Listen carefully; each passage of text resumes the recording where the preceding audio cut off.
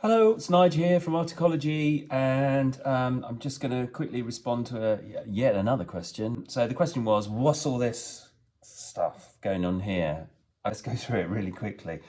Folded piece of paper. I've probably talked about this before, but folded paper is really important with Articology and our sort of pursuit for ecological engineering, because we learn an awful lot about how to put a big surface area into a small surface area, and then when you do that and you create these lovely folds and textures, these are by definition bioreceptive. So we turn paper into concrete, more folded paper, but this time we've cast it into low carbon concrete, and now this is a sort of surface that we can experiment with and get these little drip lips, and they are become places where things like mosses and lichens can proliferate, or algae as well. And then if you put this in the intertidal zone, or in a marine setting, then similar sort of things happen, but obviously with different kinds of life forms. Kind of iteration of that is also this thing, which is an eel tile. So you've got the same look, folded paper background going on there, these love hearts sticking up everywhere. You put about, I don't know, 300 of these into a culvert, a concrete culvert, where the eels are unable to navigate their proper journeys as they come across man-made objects.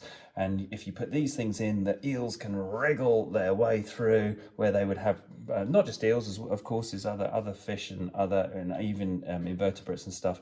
It gives them something, some way, because of the texture and form, to get through and carry on their journeys, which is really important. This thing is an experimental project.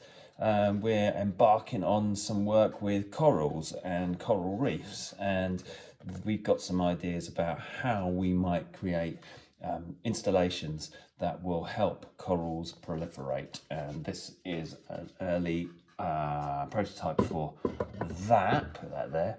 These are nature bricks. Might have talked about these before, can't quite remember. A brick system that can go into any wall. It could be intertidal, but it could also be terrestrial. In fact, these particular ones are going to be tested for a riparian project, which means on the riverbanks. So this look hollow, lots of holes, so invertebrates, maybe even small birds and things could nest in there. So that's it really. Oh, ceramic knitting is quite nice. Let's have a quick look at that. There we go, look at that.